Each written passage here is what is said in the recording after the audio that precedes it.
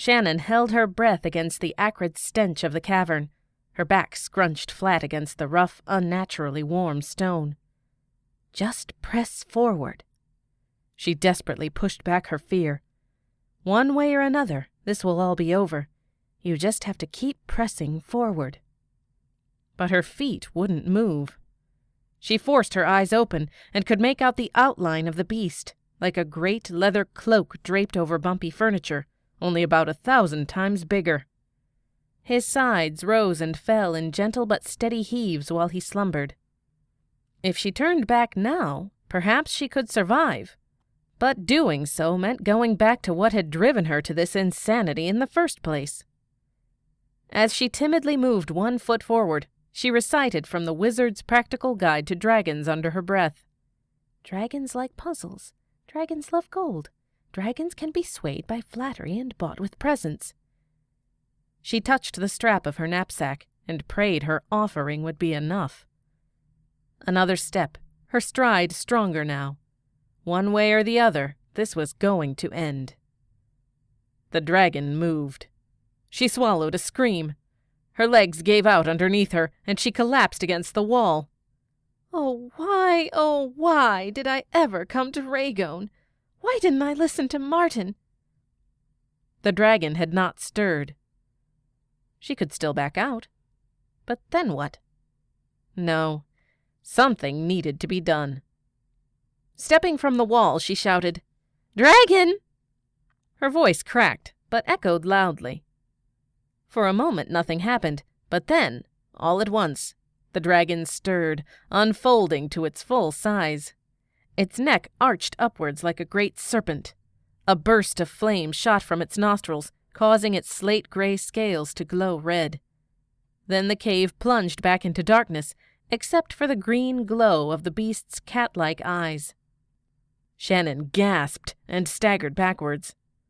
Somehow she steadied herself, bracing her legs together to keep her knees from knocking. Her heart, however, persisted in pounding, and she knew, beyond a shadow of a doubt, the monster could hear her. Suddenly, a deep masculine voice boomed. "You're too tiny to be here for a fight.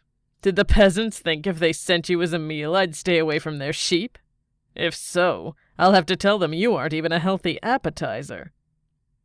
His head lowered to rest between his front talons like a napping dog, but his gaze stayed focused on her. Her vision recovered from the flash of flame, and while the ambient light was poor, she could make out enough to get a good picture of him.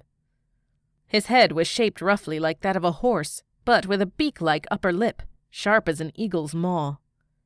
He had great fan-shaped ears and ram-like horns that curled behind glowing eyes that spoke to an intelligence more human than animal. He had 4 lean but muscular limbs, each tipped with glinting talons, and wings folded close against his sides, though she imagined their span could easily fill the cavern if he chose to unfurl them. He was, she supposed, not big for a dragon, as she had read of many being the size of a large house, and this one was at best half that, maybe 30 feet from nose-tip to tail-tip, and about 10 feet in height. "Want me to close my eyes and count to 10? He yawned. "I'm feeling lazy, so you have a sporting chance." "I'm not here as a sacrifice. Not yet, anyway. I brought you a gift." He snorted, and once again flames lit the cavern. She blinked and squinted back at him. "A gift?" he chuckled. "I must admit I've never heard that one. I'm intrigued. What is it?" She reached into her satchel and pulled out the golden chain. "Ah, shiny," he said. "I have put off starting my hoard.